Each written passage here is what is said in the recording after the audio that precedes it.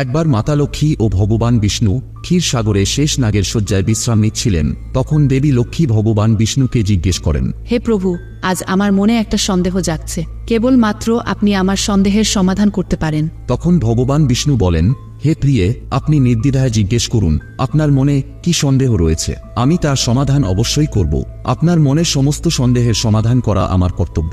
দেবী লক্ষ্মী বলেন, হে প্রভু, আমার প্রথম প্রশ্ন হল, কোনো অভিশাপের কারণে মেয়েদের মাসিক যন্ত্রণা সহ্য করতে হয়। আমার দ্বিতীয় প্রশ্ন হল, মহিলারা মাসিকের সময় এমন কোনো কাজ করলে তাদের পাপ হয় এবং তাদের স্বামীর আজুক্ষয় হয়। আমার তৃতীয় প্রশ্ন হল, মাসিক চলাকালীন মহিলাদের স্পর্শ করলে কি হয়। বিষ্ণুদেব বললেন, হে প্রিয়ে, আজ আপনি মানবজাতির কল্যাণের উদ্দেশ্যে যথার্থ প্রশ্নই করেছেন। আপনার সকল প্রশ্নের উত্তর দেব শর্মার এই প্রাচীন কথায় রয়েছে, তাই এই কথাটি আপনি মনোযোগ সহকারে শুনুন। যে ব্যক্তি এই কথাটি মনোযোগ সহকারে শুনে, আমি তার 21টি পাপ ক্ষমা করি। দেবী লক্ষ্মী বলেন, হে প্রভু, কে ছিলেন এই দেব শর্মা? তার আচার বিচার কেমন ছিল? আমি অবশ্যই এই কথা শুনতে চাই, দয়া করে আমাকে এই কথাটি বলুন। বিষ্ণুদেব বলেন, হে দেবী, পূর্বকালে মধ্য দেশে একটি খুব সুন্দর শহর ছিল। সেই শহরে দেব শর্মা নামে এক ব্রাহ্মণ থাকতেন। দেব শর্মার সমস্ত ধর্মগ্রন্থ ও বেদের জ্ঞান ছিল। তিনি অত্যন্ত বুদ্ধিমান, ধনবান এবং ধর্মীয় কাজে সর্বদা প্রস্তুত থাকতেন। তিনি প্রতিদিন যজ্ঞ, দান, ধর্ম ও সন্ধ্যা পূজা করতেন। তাই সকল শ্রেণীর মানুষ তাকে অগাধ শ্রদ্ধা করত। তার পশু, পুত্র, আত্মীয় ও ধনসম্পত্তির কোনো অভাব ছিল না। দেব শর্মার স্ত্রীর নাম ছিল ভগ্না। তিনিও খুব চরিত্রবান, পুণ্যবান ও প্রতিব্রতা নারী ছিলেন। একদিন দেব শর্মা তার বাড়িতে সত্যনারায়ণের পূজার আয়োজন করলেন এবং সমস্ত ব্রাহ্মণদের স্বয়ং আমন্ত্রণ জানান। এছাড়াও নগরে বসবাসকারী সকল ব্যক্তিদের পুজো ও ভোজনের জন্য আমন্ত্রণ করেন। পুজোর দিন সমস্ত ব্রাহ্মণরা তার বাড়িতে আসলেন। দেব শর্মা সমস্ত ব্রাহ্মণদের যথাযথ সম্মান করলেন। তারপর তিনি সমস্ত ব্রাহ্মণদের ঘরে ডেকে সুন্দর আসনে বসিয়ে ভোজন পরিবেশন করলেন। ব্রাহ্মণদের ভোজন করানোর পর তিনি সমস্ত ভগবানকে স্মরণ করে সবাইকে বস্ত্র ইত্যাদি দান করে বিদায় দিলেন।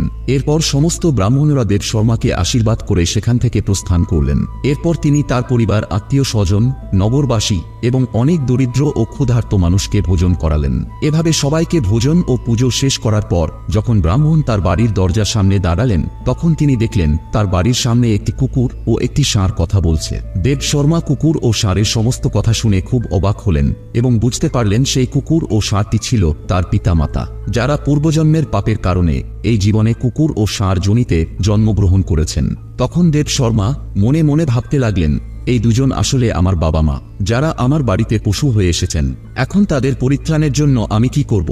এইভাবে চিন্তা করে ব্রাহ্মণ সারা রাত ঘুমাতে পারলেন না। তিনি ভাবলেন, আমার পিতা মাতার মুক্তির উপায় একমাত্র বশিষ্ঠ মুনি করতে পারেন। তাই সকাল হতেই দেব শর্মা স্নান এবং অন্যান্য কর্ম সম্পন্ন করে ঋষি বশিষ্ঠ মুনির আশ্রমে পৌঁছালেন।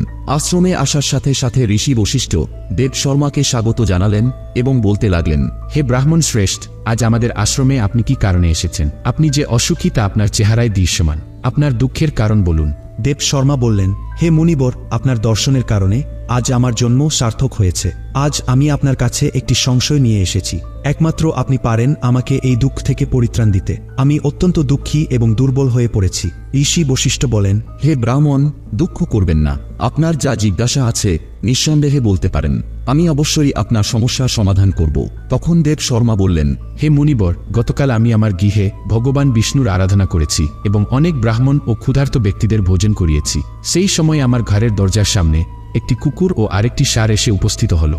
দুজনেই আমার ঘরের সামনে দাঁড়িয়ে গল্প করছিল। প্রথমে কুকুরটি ষাঁড়টিকে বলতে লাগলো, হে স্বামী, আজ আমাদের পুত্রের গৃহে ব্রাহ্মণদের ভোজনের জন্য রাখা দুধের পাত্রে একটি সাপ তার বিষ ঢেলে দিয়েছিল, যা দেখে আমি খুব চিন্তিত বোধ করছিলাম, কারণ সেই দুধ থেকে খাদ্য তৈরি হতো এবং সেই খাদ্য সবাই খেলে সকলেই মারা যেত। তাই সেই পাত্রের সব দুধ আমি পান করেছিলাম। যখন আমি দুধটি পান করছিলাম তখন আমার পুত্রবধূর চোখ আমার উপরে এবং সে আমাকে বাজেভাবে মারধর করে, এর ফলে আমার শরীরের হাড় ভেঙে যায়। আমি অনেক কষ্টে হাঁটছি, আমি এই কষ্ট আর সহ্য করতে পারছি না। এই কথা শুনে ষাঁড়টি নিজের দুঃখের কথা বলতে শুরু করলো। সে বলল, আমি পূর্বজন্মে এই ব্রাহ্মণের পিতা ছিলাম। আজ এই ব্রাহ্মণ সকলকে ভোজন দিলেন, কিন্তু তিনি আমাকে সামান্য ঘাস ও জলটুকুও দিলেন না। এই কারণে আমি অনেক দুঃখে আছি। এরপর দেব শর্মা মহর্ষিকে বলতে লাগলেন, আমার পিতা মাতার এই প্রকার কথা শুনে আমি অত্যন্ত দুঃখী হয়েছি।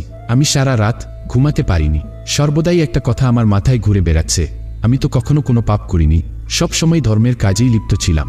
কখনো আমার বাবা মাকে কোনো কষ্ট পেতে দিইনি, কিন্তু আজ তারা কেন এত কষ্ট পোহাচ্ছে? এই কারণেই আজ আমি আপনার সম্মুখে উপস্থিত হয়েছি। অনুগ্রহ করে আপনার দিব্যদৃষ্টির দ্বারা আপনি খুঁজে বার করুন এবং আমাকে বলুন কি কারণে আমার পিতামাতার এমন দুর্গতি হয়েছে এবং তাদের মুক্তির জন্য আমার কি পদক্ষেপ নেওয়া উচিত। তখন গুরু বশিষ্ঠ ধ্যানে বসলেন এবং ব্রাহ্মণের পিতামাতার পূর্বজন্মের কৃতকর্ম দেখেন এবং দেব শর্মাকে তা বলতে থাকেন। হে দেব শর্মা, আপনার বাবা মা গত জন্মে ঘোর পাপ করেছেন, সেই পাপের কারণেই তারা আজ এমন দুর্গতি প্রাপ্ত করেছেন। দেব শর্মা বলেন, হে মুনিবর, আমার পিতা মাতা এমন কোনো পাপ করেছেন যার কারণে তাদের এমন দুর্বস্থা হয়েছে, যা করে আমাকে তা ব্যাখ্যা করুন। তখন ঋষি বশিষ্ঠ বললেন, হে ব্রাহ্মণ, আপনি মনোযোগ সহকারে শুনুন। আপনার পিতা, যিনি পূর্বজন্মে কুন্দিনগরের শ্রেষ্ঠ ব্রাহ্মণ ছিলেন, একদা তিনি একাদশীর উপবাসে খাদ্য গ্রহণ করেছিলেন। একাদশীর উপবাসে তিনি দান ধর্ম করেননি, তার দরজায় আসা গোমাতাকে তিনি খাবার খাওয়াননি। তিনি তার পূর্বপুরুষদের শ্রাদ্ধ তথা তর্পণ অনুষ্ঠানও ঠিকমতো সম্পন্ন করেনি। পূর্বজন্মে আপনার পিতা ঋতুস্রাবের সময় আপনার মাতার সহিত সহবাস করেছিলেন এবং এই পাপের কারণে তিনি এই জন্মে ষাঁড় রূপে জন্মগ্রহণ করেছেন। এবার আপনার মাতার কথা শুনুন। আপনার মাতা ঋতুমতী হওয়ার সত্ত্বেও তিনি ঈশ্বরের পুজো করতেন এবং তুলসীকে জল দিতেন। এটা মহাপাপ বলে গণ্য করা হয়। ঋতুস্রাবের সময় একজন মহিলা 3 দিনের জন্য অপবিত্র থাকেন। ঋতুস্রাবের সময় নারীদের পুজো করা উচিত নয়। মহিলাদের এই 3 দিনে চুল ধোয়াও উচিত নয়, এতে তার স্বামীর আয়ু ক্ষয় হয়। মাসিকের সময় গাছপালা স্পর্শ করা উচিত নয়। এছাড়াও ঋতুমতী মহিলার সঙ্গে মিলন করাও উচিত নয়। যে পুরুষ ঋতুমতী মহিলার সঙ্গে মিলন করে সে ব্রহ্মহত্যার সমান পাপ করে। যে ব্যক্তি মাসিকের সময় নারীর বস্ত্র স্পর্শ করে সেও পাপ করে, কারণ ব্রহ্মহত্যার পাপ ঋতুমতী নারীর দেহে 3 দিন অবস্থান করে এবং চতুর্থ দিনে স্নানের দ্বারা তার শুদ্ধ হয়ে যায়।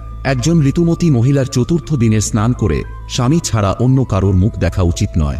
যদি স্বামী কাছে না থাকে তাহলে স্নান সম্পন্ন করে সর্বাগ্রেহে সূর্যদেবের দর্শন করা উচিত। গুরু বশিষ্ঠ বললেন, হে ব্রাহ্মণ, এই পাপের কারণে তোমার পিতা ষাঁড় হয়ে এবং তোমার মাতা কুকুর জনিতে জন্মেছেন। দেব শর্মা বলেন, হে মুনিবর, এখন আপনি আমার মাতা পিতার মুক্তির জন্য একটি সমাধান বলুন। ঋষি বশিষ্ঠ বলেন, হে ব্রাহ্মণ, যে কোনো অমাবস্যার দিনে আপনার শ্রাদ্ধ ও তর্পণ করা উচিত এবং আপনার পিতা মাতার মুক্তির জন্য দান করা উচিত এবং গাভীর সেবা করা উচিত। এছাড়াও মাতা পিতার মুক্তির জন্য ঈশ্বরের কাছে প্রার্থনা করা উচিত। এরপর ভগবান বিষ্ণু মা লক্ষ্মীকে বলেন, হে দেবী, ঋতুস্রাব হওয়ার সময় নারীদের যে কাজগুলি করা উচিত নয় সে সম্বন্ধে আমি আপনাকে বললাম। এখন জেনে নিন কেন একজন মহিলাকে ঋতুস্রাবের মধ্য দিয়ে যেতে হয়। সত্যযুগে কালকেও নামে এক রাক্ষস ছিল। রাক্ষস হওয়ার কারণে তার উগ্র স্বভাব ছিল এবং সে সর্বদা যুদ্ধ করার জন্য প্রস্তুত থাকত। একদিন কালকেও সহ সমস্ত রাক্ষস স্বর্গ আক্রমণ করলেন। সেই অসুরদের খুব শক্তিশালী অস্ত্র ছিল যা দেবতারা মোকাবিলা করতে পারলেন না। তখন তারা ব্রহ্মাদেবের শরণাপন্ন হন। ব্রহ্মদেব তাদের অসুরদের পরাজিত করার সমাধান জানিয়ে বললেন, হে দেবগণ, তোমরা এই মুহূর্তেই মহর্ষি দধিচির কাছে যাও। তিনি তার শরীরের হাড় থেকে তৈরি অস্ত্র আপনাদের দেবেন। সেই অস্ত্র ব্যবহার করে আপনারা কালকেওকে বধ করতে পারবেন। তারপর সমস্ত দেবতারা মহর্ষি দধিচির আশ্রমে যান এবং তারা মহর্ষি দধিচির কাছে প্রার্থনা করতে লাগলেন। তাদের প্রার্থনায় সন্তুষ্ট হয়ে তার শরীর থেকে অস্ত্র নির্মাণ করেন। তার মধ্যেই একটি শক্তিশালী অস্ত্র হল বজ্র, যা দেবরাজ ইন্দ্রের প্রধান অস্ত্র হিসেবে আমরা দেখে থাকি। এরপর সমস্ত দেবতারা কালকেওর সঙ্গে যুদ্ধ করতে প্রস্থান করেন। এরপর দেবতা এবং অসুরদের মধ্যে ভয়ঙ্কর যুদ্ধ শুরু হয়। সমস্ত দেবতারা অসুরদের সঙ্গে যুদ্ধ করার জন্য একত্রিত হন এবং আক্রমণ শুরু করেন। প্রথমে অগ্নিদেব আগুনের আঘাতে অসুরদের পুড়িয়ে ফেলেন। আগুনের প্রভাবে অসুরদের প্রতিটি অঙ্গ জ্বলতে শুরু করে। তারপর বরুণ দেব বৃষ্টির সাহায্যে অসুরদের ডুবিয়ে দেন, যার ফলে রাক্ষসরা চিৎকার করতে থাকেন। এভাবে কয়েকদিন ধরে অসুর ও দেবতাদের মধ্যে প্রচণ্ড যুদ্ধ চলতে থাকে। তখন দেবরাজ ইন্দ্র ও কালকেও মুখোমুখি হলেন। উভয়ের মধ্যে প্রচণ্ড যুদ্ধ হয় এবং তারপর দেবরাজ ইন্দ্র তার বজ্রের আঘাতে কালকেওকে হত্যা করেন।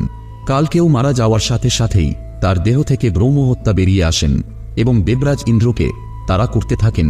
তারপর সে ব্রহ্মহত্যা ইন্দ্রের দেহে প্রবেশ করে, যার কারণে দেবরাজ ইন্দ্রের ব্রহ্মহত্যার পাপ লাগে। তারপর দেবরাজ ইন্দ্র ব্রহ্মদেবের কাছে যান এবং ব্রহ্মহত্যা থেকে মুক্তি চান। তখন ব্রহ্মদেব ইন্দ্রের দেহ থেকে ব্রহ্মহত্যাকে বের হয়ে যাওয়ার নির্দেশ দেন। এরপর সেই ব্রহ্মহত্যা ইন্দ্রের দেহ থেকে বের হয়ে আসেন এবং ব্রহ্মদেবকে বলতে থাকেন, হে পরম পিতা, এতদিন আমি কালকেওর দেহে নিবাস করতাম, কারণ তিনি বহু ব্রহ্মহত্যা করেছিলেন।